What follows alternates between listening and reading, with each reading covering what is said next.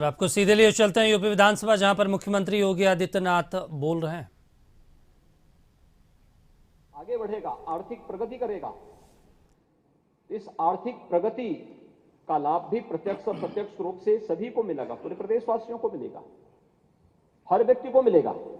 और क्या पिछले 6-6.5 वर्ष के अंदर उत्तर प्रदेश के अंदर इस डबल इंजन की सरकार के समय कुछ नहीं हुआ? महोदय, 2016-17 में उत्तर प्रदेश की जो जीएसडीपी थी वह लगभग 13 लाख करोड़ के आसपास थी, और आज 23-24 में यह लगभग 24.5 लाख करोड़ की पहुंच रही है। यानी हम लगभग दोगुने की ओर बढ़ चुके हैं। ऐसे ही पर कैपिटा इनकम भी उत्तर प्रदेश की यह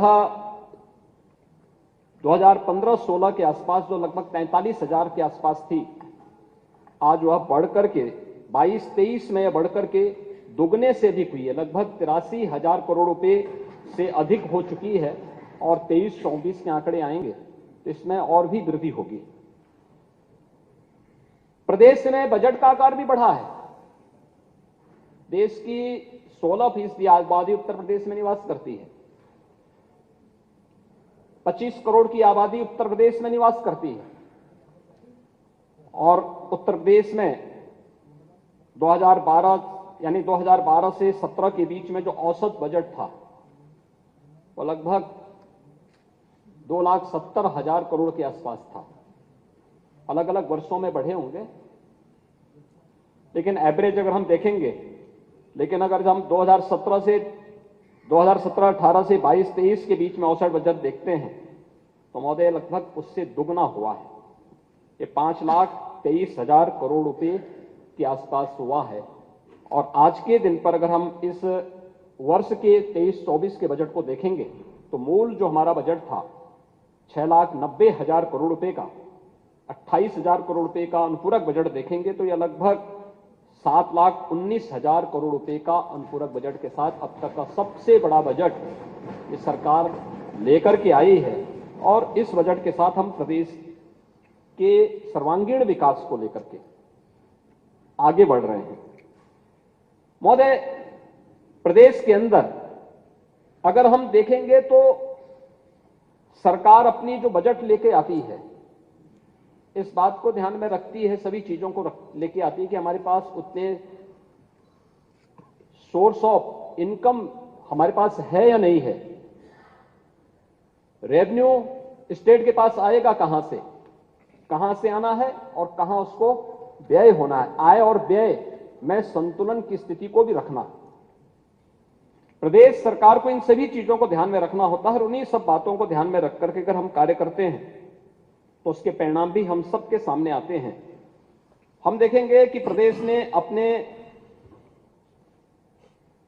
प्रदेश ने जो प्रदेश का राजकोषीय प्रबंधन है वह बेहतरीन तरीके से आज आगे बढ़ता हुआ दिखाई दे रहा है। और उत्तर प्रदेश जैसा राज्य रेवेन्यू सरप्लस स्टेट के रूप में जाना जाए, आज के दिन पे संभव हुआ है। और प्रदेश के अंदर इन सभी कार्यों को हम बहुत तेजी के साथ आगे बढ़ाने का कार्य भी कर रहे हैं।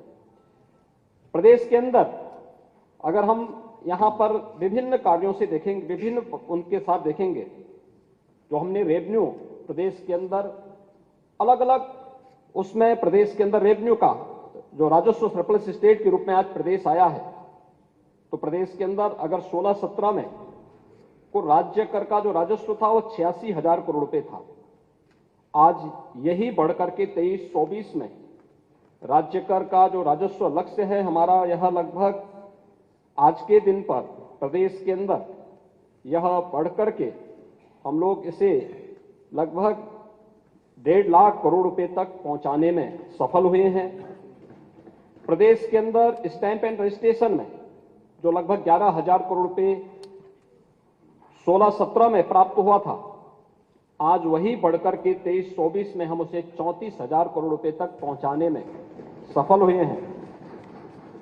वैट एंड टैक्स के आधार पर जो सेल टैक्स था 49,000 करोड़ रुपए का कुल रेवेन्यू प्रदेश को प्राप्त होता था, आज वही 1.5 लाख करोड़ रुपए पहुंच रहा है। और स्टेट एक्साइज में 16-17 में कुल 12,000 करोड़ रुपए प्रदेश के अंदर प्राप्त होता था। आज वही 58,000 करोड़ रुपए प्रदेश उसी एक्साइज टैक्स से ले रहा है। परिवहन में भी 16-17 में कुल 5,000 करोड़ रुपए का राजस्व प्राप्त होता था। 23-24 में वह अब बढ़कर के 12,600 करोड़ रुपए की राशि को भी प्रदेश उससे आगे बढ़ चुका है। महोदय, ये जो भी बातें प्रदेश के अंदर की गई हैं, हम बैंकिंग सेक्टर में भी देखेंगे। आज प्रदेश के बारे में नेता प्रतिपक्ष जो आंकड़े यहां प्रस्तुत कर रहे थे, वे वास्तविक आंकड़े नहीं थे। उन्होंने जो भी तथ्य यहां पे रखे थे, मुझे लगता है कि अच्छा होमवर्क नहीं हो पाया होगा उनका। वैसे भी उनके पास फुर्सत कहां है कि होमवर्क कर सकें और उनके बारे में देख सकें। लेकिन एक प्रयास उन्होंने किया।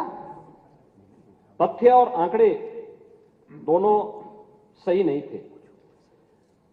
महोदय, अगर बैंकिंग सेक्टर में जो कार्य यहां पे हुए हैं 22-23 में अगर हम देखेंगे तो प्रदेश में बैंकों के माध्यम से जो ऋण वितरित हुआ है 2,42,000 करोड़ रुपए का ऋण वितरित हुआ है। और 23-24 में, तो 22-23 में ही अगर हम देखेंगे तो प्रदेश के अंदर जो पहले की तुलना में जो बैंकों की शाखाएं खोलने की बात रही हो, आज मैं कह सकता हूं कि उत्तर प्रदेश के अंदर 5 किलोमीटर के दायरे में या तो बैंक की शाखा है या हर गांव में हम लोगों ने बैंकिंग कॉरस्पॉन्डेंट सखी के माध्यम से बैंक की सेवाएं हर ग्राम पंचायत तक उपलब्ध करवाने का काम किया है।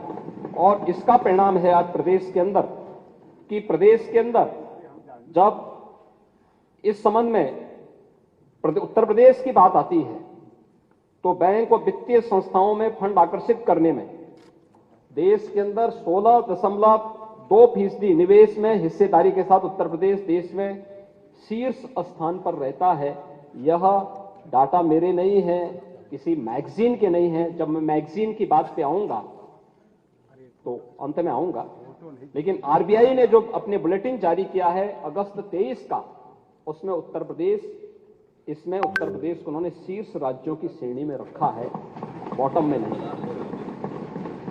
आयकर रिटर्न की बात करते हैं महोदय, जून 14 में 1,65,000 आयकर रिटर्न उत्तर प्रदेश में भरे जाते थे। तो देखिए, मुख्यमंत्री योगी आदित्यनाथ अपनी सरकार की उपलब्धियों को गिनवा रहे थे।